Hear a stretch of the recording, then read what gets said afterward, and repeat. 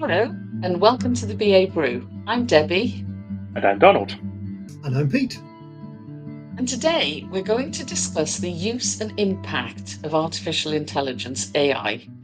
What are the opportunities and benefits offered by AI, and where are there risks that maybe should cause us concern, particularly those of us working in the change and technology industry?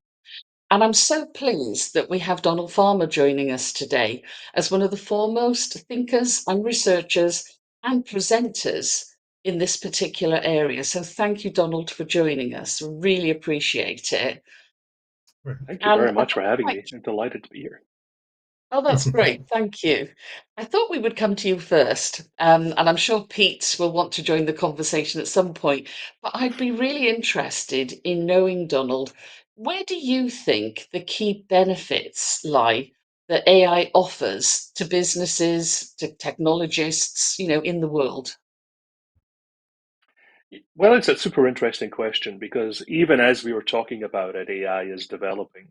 We're recording this podcast, and I guarantee, even if you broadcast it tomorrow, AI will have moved on, and there'll be some new story about some new capability of what it's doing. So let's not try to prognosticate too much.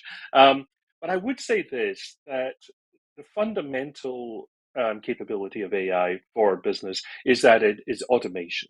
Is ultimately it enables smart systems to autonomously do things which previously needed human activity, human input to do it.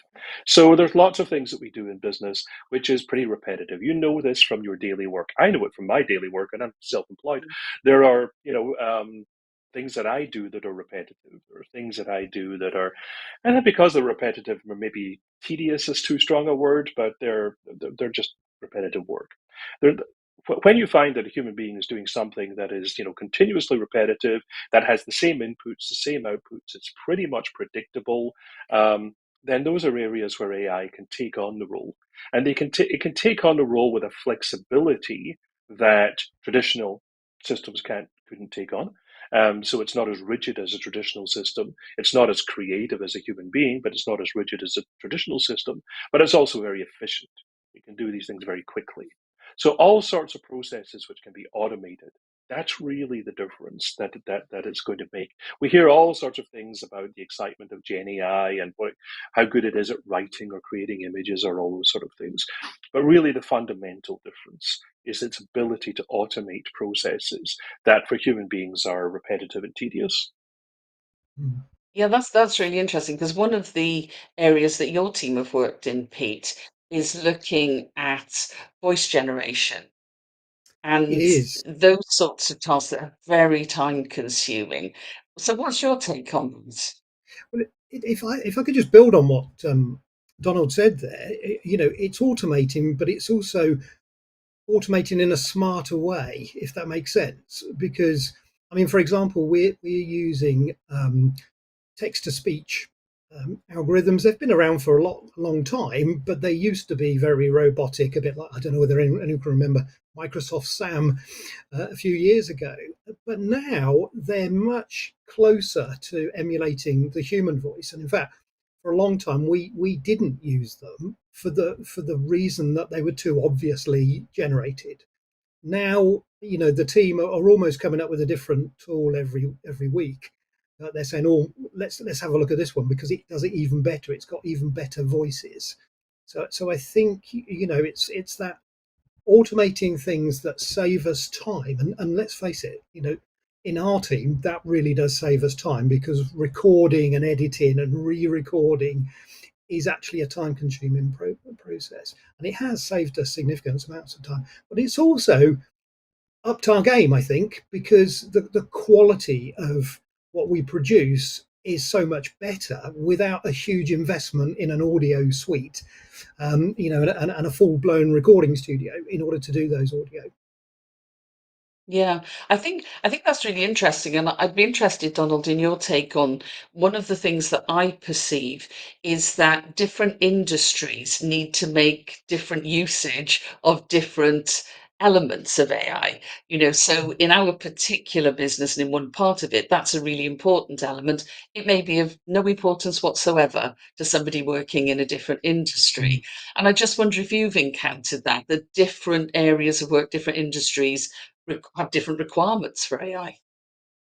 Oh, absolutely. Yeah. I mean, a good example of this is that there are verticals in which AI can be extremely impactful, and I think we're going to Mhm. see, for example, in the industry in the media industry, we'll see a huge impact of AI because the ability to generate images, ability to generate text, the ability to generate video, and a lot of what is done today in media is actually fairly repetitive, and Yeah. AI will make a huge difference there. It's going to be enormous. Um, on the other hand, we have applications of AI which will affect every industry, and those are more horizontal applications. And Mhm. a really good example of this that I've been working on very recently was with a company that does automated um, automated screening interviews for hiring, not interviews, but screening Mm, interviews. So they, mm, they put up, job postings. This is in the US. They'll put up job postings. They may get 1,000 applicants, may get 2,000 applicants for some of these jobs, and somebody's got to go through all the resumes and probably whittle that down to, today would whittle it down to maybe like even just 400 or 500 applicants. But doing the phone screening with 400 or 500 applicants, that's a huge amount of time, Mm. huge amount of human effort, very expensive. And in fact, mm, the AI can do it when all you're doing is actually calling somebody up, checking their resume, making sure they're at the right phone number, the right address, checking their details, mm, and doing that, and not making a judgment about them at that point, just basically doing the phone screening in order to filter people out for the interview that will be conducted by human beings. If each one of these calls takes even 15 minutes, and you're talking about doing 400 of them, that's a huge mm, amount Yeah. of time, 100, mm. 100 hours of time that you're saving. That's like 3 weeks of work for somebody. So that's a tremendous cost saving, and that's something which can be applied across almost any industry. So we have the vertical applications, we have horizontal applications. We will all be affected by horizontal applications. Some of us will be affected by the vertical applications, and they'll be quite dramatic in the industries that they do affect. Yes, and it's interesting that you mentioned the media and that whole industry. One of the things that Pete and I are involved in, and well, you're involved in certainly as a presenter, is in presenting and writing. And of course, what Mm, you come into then is the whole area around intellectual property. And sometimes intellectual property, not just of what you've presented and written, but of your image. And so, where we're veering there then is to some of the risks that are going to be encountered and some of the difficulties, I think. I mean, I don't know, Pete, if you've thought at all about that particular. Well, yes, very much so. I remember back to our very first AI brew, and it was about 10 months ago, so we weren't exactly right up on the cutting edge at the time because AI has been around for many years, but certainly it was becoming much more popular at that stage. And we thought it would be really good to do one of these BA brews hosted by the AI. So we got an AI right. avatar and we did the text to speech, and we were asking questions of GPT, Chat GPT at the time, and then sort of feeding them in. I mean, there was a bit of jiggery pokery going on behind the scenes, as I'm sure you can imagine, Donald. Um, but we asked it some interesting questions, and one of the questions that we asked it, which was very pertinent to our world, of course, is does a BA need to be human? um, because Mm, there's a lot of fear around. Oh, am I going to lose my job? Is it AI going to take over the world, and we're all suddenly going to become redundant? And the interesting response was, yes, it does need to be a human, because there are certain skills that are required in business analysis that AI hasn't perfected or even developed to any extent at this stage. And I think, going back to your conference presentation, your keynote at the BA conference last year, you were talking about certain things that humans are still going to need to be able to do, and kind of making the best of both worlds, really getting you know getting AI to get involved in what it's good at, but also maximizing what humans are good at that AI really isn't good at or can't do at all. This Mm, is very, very important. We really need to take on board the fact that AI will, take on a huge number of tasks that human beings can do. And then we actually need to think about two things, I think. One is, what is it that human beings can do uniquely that AI cannot? And we're going to find that space shrinking and shrinking and shrinking, but there will be areas where human beings have an advantage, or where human beings are uniquely capable of doing it compared to AI. That's one thing. But the other thing, which I think is often overlooked in this conversation, is what are the things that we want human beings to do? Not Yeah. necessarily that the AI can't do, but that we would prefer a human being to do. mm, And that's somewhat different. Mm, I often say that AI will take jobs, but it'll take the mhm, jobs that are done by people we don't care about. Not the jobs we don't care about, but if we don't care about the people. I was in San Diego once. I was visiting the designer Don Norman, who has written many famous books on design, okay. about the design of Mhm, everyday things, for example, one of his famous books. And I was visiting him, and on a whiteboard in his office, he had a little cryptic saying. It said, "A car is an accessory to the smartphone." And I said, "Oh, what does that mean?" And he said, "Well, how did you get here?" Well, I flew from Seattle. I took an Uber to the university. He said, "You took an Uber. You came by phone." I said, "Well, no, I came by car." It's a car. He said, "No, you came by phone. It's the phone that got you here." And then he drilled into this question of, what did you speak to the driver about? I said, "Well, I didn't. I was on the phone to my office while I was at work." He said, "So the driver could easily have been a robot. The driver could easily have been an autonomous vehicle. You wouldn't have cared." And he's absolutely right. I didn't care about the driver. The driver, to me, was just a functionary to get me to his office. Ever mm, since then, I always make a point of speaking to my Uber drivers, speaking to my taxi drivers, asking them about their life, their job, this sort of thing, because I want to be interested in them as human beings. If we are not interested in people as human beings, AI can do it. So it's yes. actually not a question of the technology, it's a question of us. We need to be more interested and more engaged in the human element. And if we're not, then AI will do it. And that's really interesting because coming back to the idea of maybe some of the risks posed, I always think Mm, it's not so much that AI can do it, it's should we want it to do it? Should exactly. we Yeah. want that? And that takes you into whole other areas because if we come back to the point around creativity, there are Mm, things that ChatGPT could generate for us. And somebody actually asked me last week about exam questions. Okay. But the point is, do we want them? Do we want it to? Do we want them generated? Is there something around that lateral thinking, creative thinking that actually we want when we're assessing people or evaluating something?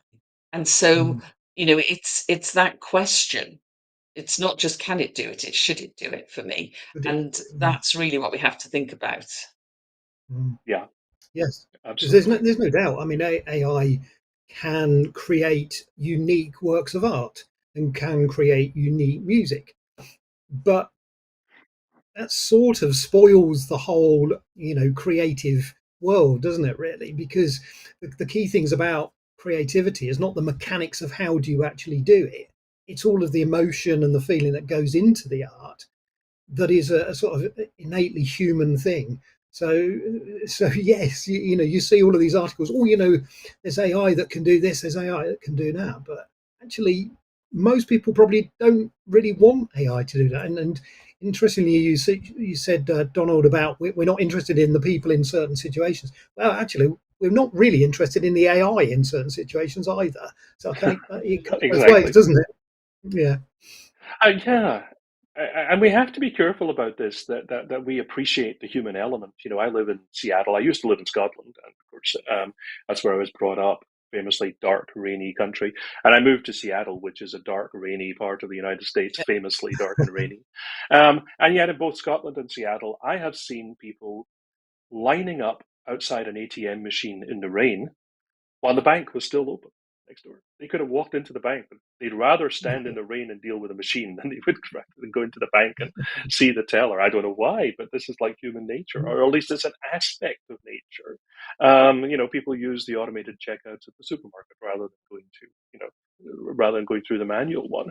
If we don't care about that human element in our life, if we don't care about that human element in our work, then it'll atrophy because we're not using it.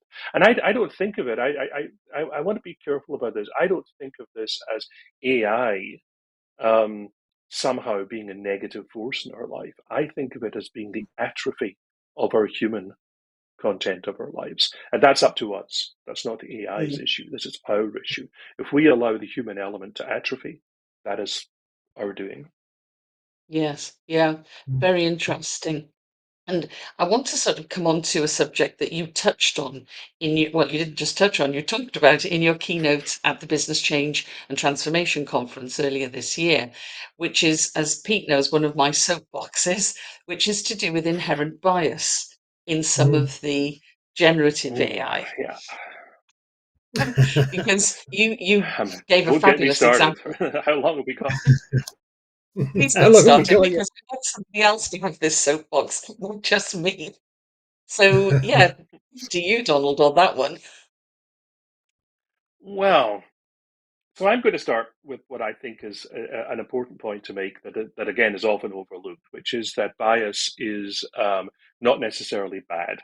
Very often we use the word bias to mean bad bias. Oh, that algorithm is biased, and we mean that as a Mm. criticism. All algorithms are biased.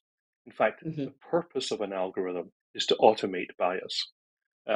Let me give you an example Mm. of this. If you have an algorithm which sets car insurance rates, and you want it to be biased, you want it to be biased against bad drivers.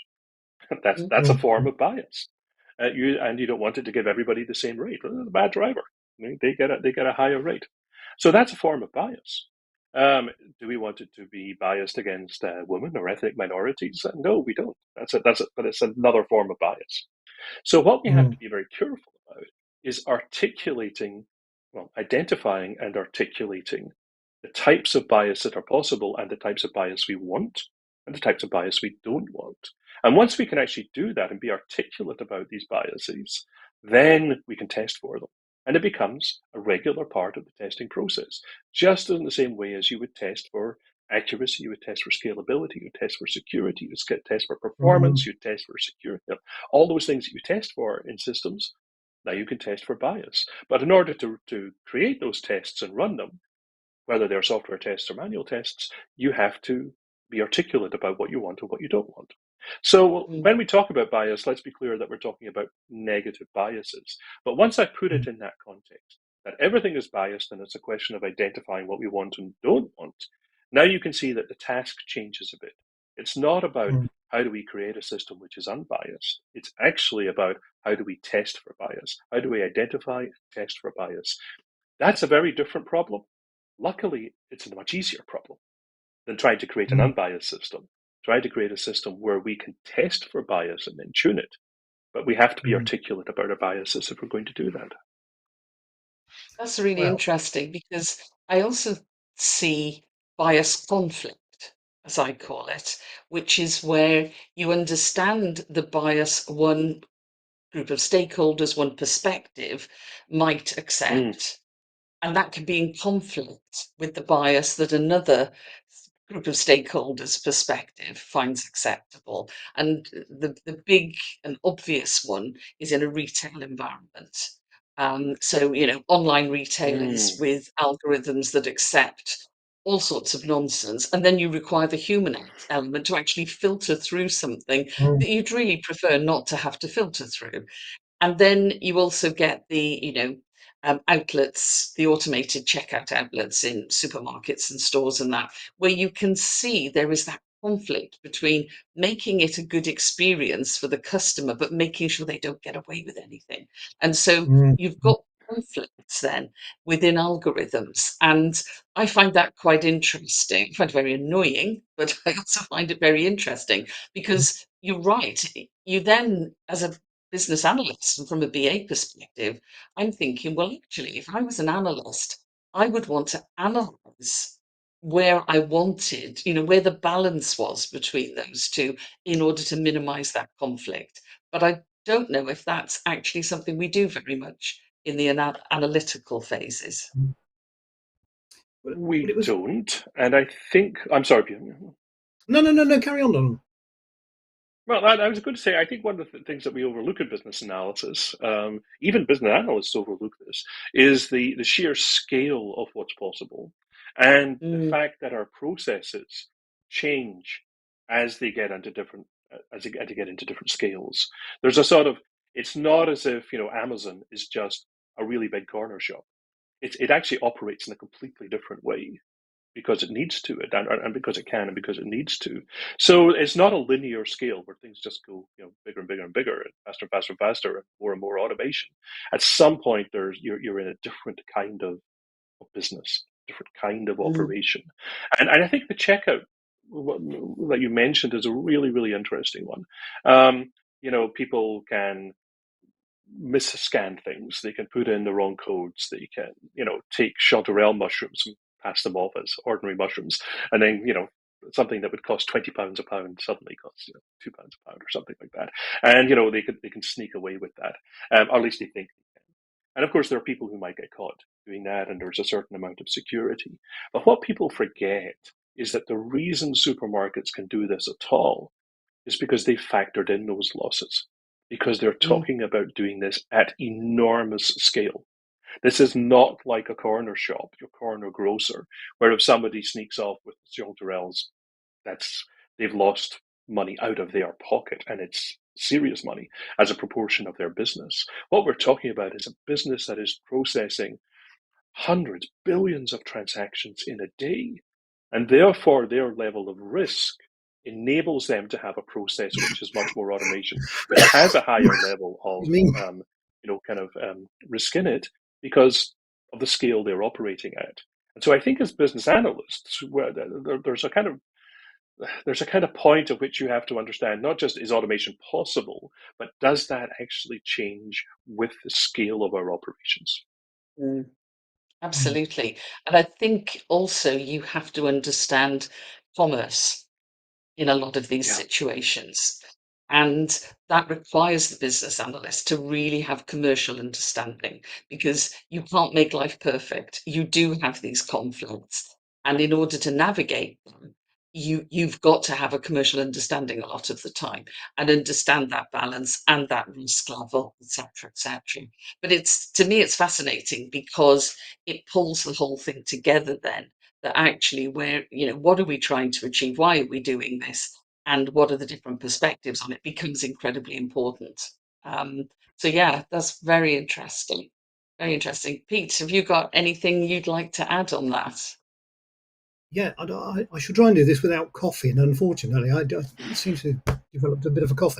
I mean, one of the things that immediately sort of sparked for me when Donald was explaining this idea of bias and testing for bias is that that sort of changes a little bit our understanding of requirements, doesn't it? Or at least extends it, because there are some new types of requirements here that we need to think about in terms of AI specific systems.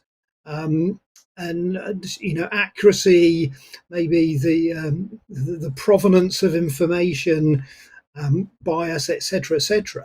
So really, we need to be able to define a new set of requirement types to try and Mm, tie down, well, what are the parameters here? What is acceptable? What's not acceptable? And that can sort of drive then the testing, as you said, Donald. Because I mean, one of the things about testing is, yes, there are lots of different ways of doing it, but is it actually testing the right thing? And are we happy? Is there sufficient um, uh, understanding of the results that give us a sense of security, really, that the solution Mm. is not going to be having adverse I can't get my words out today, byproducts, if you like, or Right. adverse Yeah. effects haven't preempted. So that's a really interesting and very important point. the emergent properties of these automated systems, the adverse effect that you didn't expect. Yes. You automate them, and suddenly there's a form of, sometimes it's a form of bias that occurs, and sometimes it's just a kind of unexpected side effect of that. I mean, a good example of that is, I think if we're talking about retail, I think that's a really good one. People with and I don't know how it is in the UK, but I've seen in the US that people will the number of items in a basket is lower when people have to scan them themselves, and then they choose the items that are easiest to scan. And so, for example, if they're going to the produce section and buy fruit and vegetables, they're going to buy more packaged fruit and vegetables, which have got a barcode on them, which is easier to scan, rather than buying loose items, which have to be kind of weighed and things like that. Now, of course, the supermarket can adjust for that, but this is very important. The behavior of the consumer is changed by the system. The automation of the system is not just Yeah. something which enables the consumer to carry on doing the same thing. The system itself has an effect. So you have this loop, and this is something I was talking about a bit in the in the keynotes that I was giving. That there's this looping effect. Today we're in a system where AI is being brought into human systems and is changing our business. What we need to bear in mind is that as that develops, our business will change the AI. So we are automating the system today as it is. The business will change because it is automated, and that, just simply commercially, will change the demands that are made of future AI systems. So Yeah. when I say we don't really know where we're going to go in the future, we don't want to prognosticate too much, it's because of that. It's because businesses will change as a reflection of AI, but AI will then change to better support those models of the business, and things will loop. And what we don't really know at this point is how the behavior of people will change in relation to AI. We're already seeing, there's a very funny joke I've seen on the internet about the manager who says, I used AI to turn this one bullet point into an entire email. And somebody sitting at the other end saying, I used AI to turn this email into one bullet point. So the process, the AI becomes in the process and starts kind of looping in this way. And we just don't know what's going to happen, but it's absolutely fascinating. Yeah, I think that's exactly it. And I think that's a lovely point to wrap this up, actually, because, there are emergent properties from these changes, from these systems, and we might be able to maybe predict some. We may be able to look at research and trends to predict a bit of the future, but people are unpredictable and life is unpredictable. I So really are. who knows where it might go. But thank Exactly you so. ever so much, Donald, for joining us. That was absolutely fascinating. And thank you, Pete, for joining on this BA Brew as well. It's been My pleasure. really good to talk to you about. I've thoroughly enjoyed it. And we could have gone on a lot longer, I think. We certainly could. So Yes. uh, so thank you also to our Thank audience you for very much. watching this episode of BA Brew, and I really hope you got something out of it. I certainly did. And if anybody out there has any ideas from watching this, or from watching any of the other episodes of anything else we might discuss in future episodes, then please do contact us on babrew@assistkd.com. And as always, please like, share, and subscribe. Thanks very much.